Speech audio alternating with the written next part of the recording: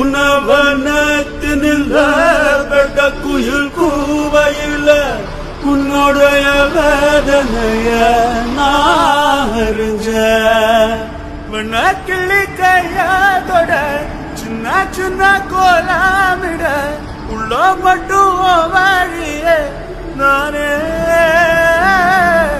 உணவனத்தினில்ல பெட்ட குயில் கூவையில உன்னுடைய வேதனைய நான் அறிஞ்சேன்.